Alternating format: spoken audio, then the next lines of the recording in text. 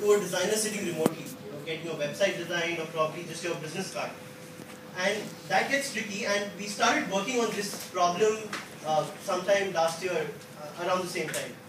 So since then, what we've been doing is, over the whole past year, we've been trying to talk to a lot of people. We've talked to about 600 designers in the country, getting feedback, multiple betas, multiple MVPs, and it's just been working a lot with our users to understand what the problem is really and trying to figure out the best possible solution to it.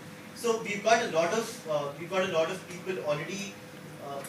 There are all these solutions that our customer segments were using, but we want to come up with something that was unique and that really solved the problem.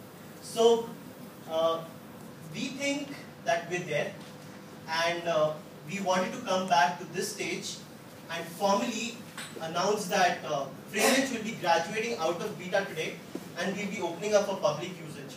So, in fact, to be honest, I'd just like to call up Anuj, who is one of our investors, and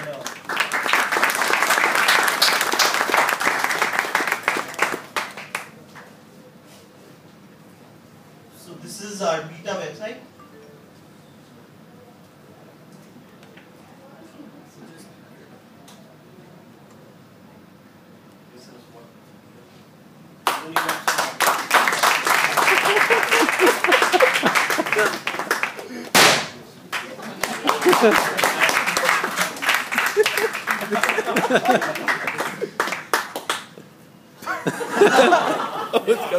So the funny thing is, website worked.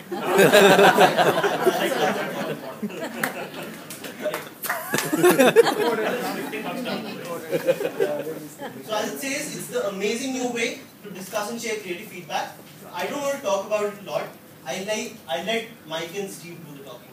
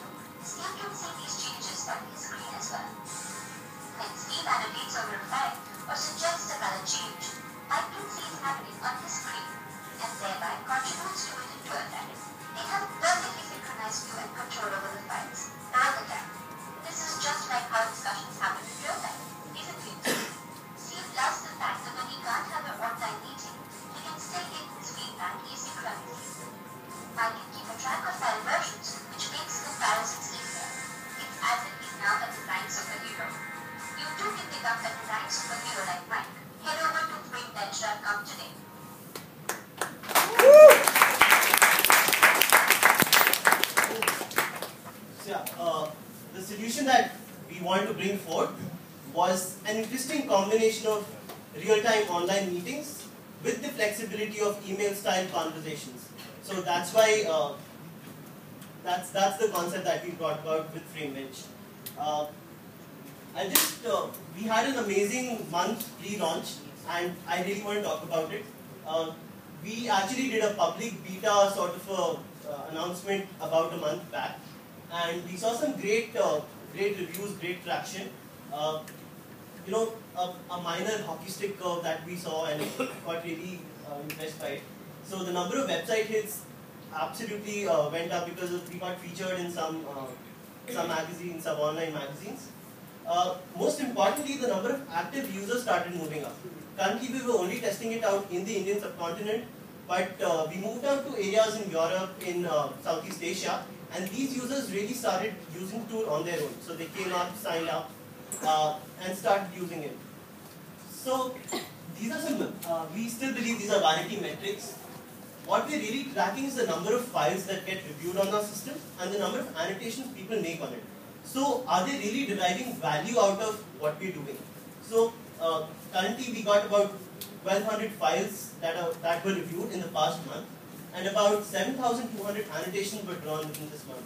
So, it's probably a number that we're going to track really, really well, because it defines usage, it defines the value we deliver, and most importantly, if you look at our revenue model, it's based on the number of files people upload. So it's also tied up to our revenue.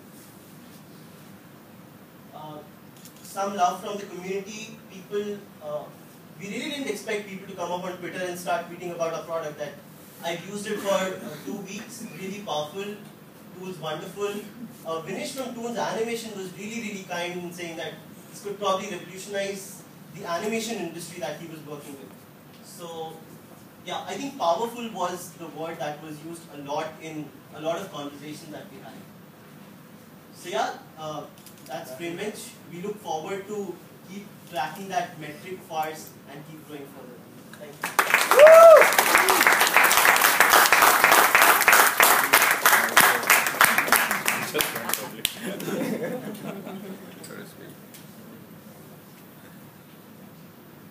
Yeah. Any questions? How did you zone in on this problem? Right. So, yeah, and then we were actually working with so during college, we took up internship in an animation studio. We both are visual graphics enthusiasts, and we started working for this animation studio. We worked there for 6 months, and they had this problem where they had to communicate with their remote studio in Europe. So we developed a desktop solution for them, and because it seemed generic, they introduced us to more of their competitors in the Indian subcontinent, but more like their friends. They too started using it, but we felt that probably a desktop solution was very, very difficult to scale. It was always an enterprise play for us. So that was the major change that happened during last year's iAccelerator, that people told us you really need to move to the web. This is a very scalable, the web is going to help you scale much, much faster. That's when we started building the web model, targeted a little differently, probably not the very big enterprises or animation studios in the very beginning, but more of the freelancers, small to medium businesses. That's what we targeted. We had a chance to kind of observe the offshoring process, as he was mentioning, the studios. So they were doing a project for a client in the US. So we had, because we were interns there for 6 months, we had a chance to observe it very closely, and kind of it had great takeaways when we later on sat down and said how our web application is going to look like, because we had already talked to a lot of designers who were doing freelance work. They were kind of contractors for these studios, and that's why we had an idea of how does a medium-sized project with 120, 150 people kind of go about managing things. So it kind of added to a knowledge when we started working.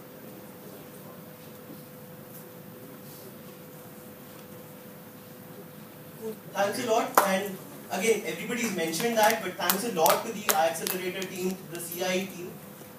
They've helped us not just in those 3 months that we spent here, but also a lot after that. I mean, everything we owe to them. So thank you guys.